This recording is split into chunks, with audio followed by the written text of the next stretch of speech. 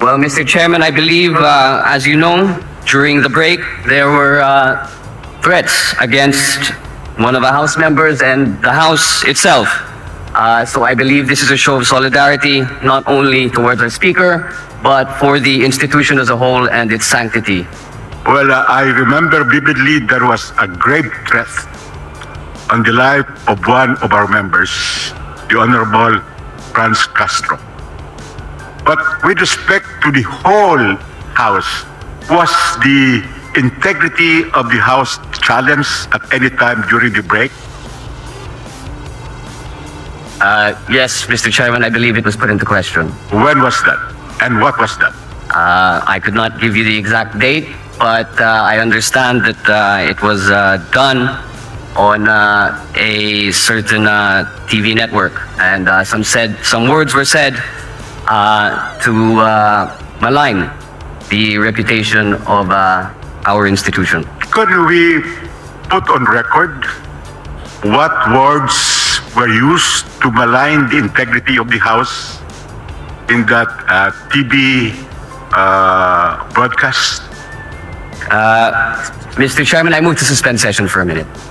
So yan mga boss, no, malinaw dito sa sinabi ni Sandro Marcos na prinotektahan niya yung kanyang kasamahan dyan sa Congress, itong si Franz Castro mga boss, at hindi lang niya masabi or mabitawan yung pangalan ni Tatay Digong Duterte o si dating Pangulong Rodrigo Roa Duterte, at siya yung pinapatamaan ni Sandro Marcos mga boss dahil nga sa pagbitaw ng salita ni Tatay Digong Duterte sa SME9 News mga boss, no, do sa kanyang programa sa SME9 na sinabi niyang open the book mga boss, no, liquidation ang inihingi ni Tatay Digong Duterte, at sinabi niya na nasa Congress ang rotten ang Congress mga boss, or bulok sa lahat ng mga agency ng gobyerno mga boss.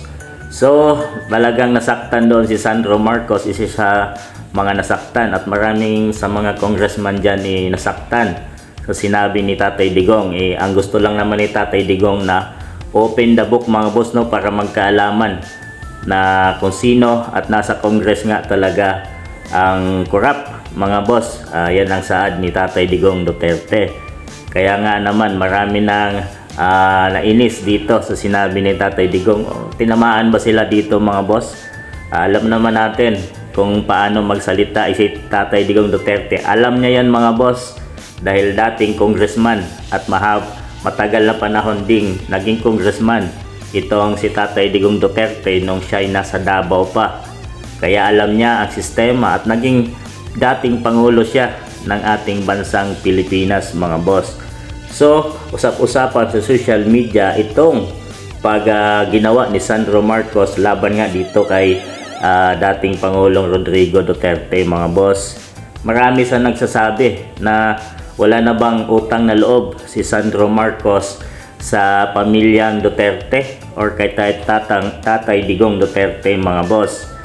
Unang-una dahil kay Tatay Digong ay nailibing yung kanyang lolo or dating Pangulong Ferdinand Marcos sa libingan ng mga bayani.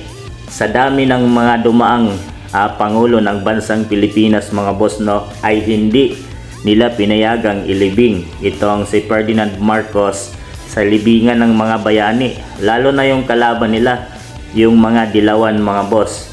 At si Tatay Digong lang nagbigay siya ng go signal sa pamilyang Marcos na pwede na nilang ilibing sa libingan ng mga bayani itong lolo ni Sandro Marcos. Sino ang gumawa at lumaban dyan mga boss ay si Tatay Digong Duterte. Pangalawa mga boss ay muling nakatungtong sa Malacanang dahil kay dating Pangulong Rodrigo Roa Duterte. Ang mga pamilyang Marcos mga boss ay nakabalik sila sa Malacanang under sa pamamahala pa ni PRRD noon mga boss, no.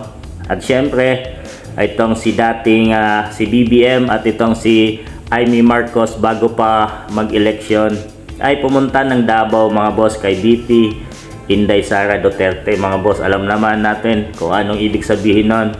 Syempre nakiusap sila na maging part si VP Inday Sara sa pagtakbo dito nga sa Unity mga boss. At yun nga ang nangyari, nagbigay si BP Inday Sara at maging Vice President na lang kay Bongbong Marcos mga boss.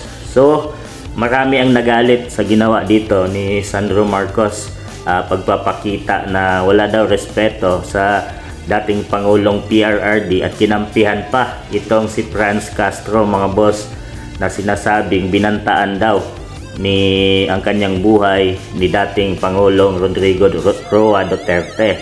Kaya naman naglabas siya at nagsalita siya dyan sa kamera mga boss. So yan lang mga boss, ay marami sa mga netizens at mga supporters ni PRRD ang nagalit dito kay Sandro Marcos mga boss. Sinasabi nilang wala na bang utang na loob ang pamilyang itong si Sandro Marcos dito kay dating Pangulong Rodrigo Roa Duterte, at mas kinampihan pa itong si Franz Castro. So sa inyong palagay mga boss, tama ba ang tamang sambayan ng Pilipino na magalit dito kay Sandro Marcos at dahil tinabla or kinampihan pa niya si Franz Castro laban kay Tatay Digong Duterte?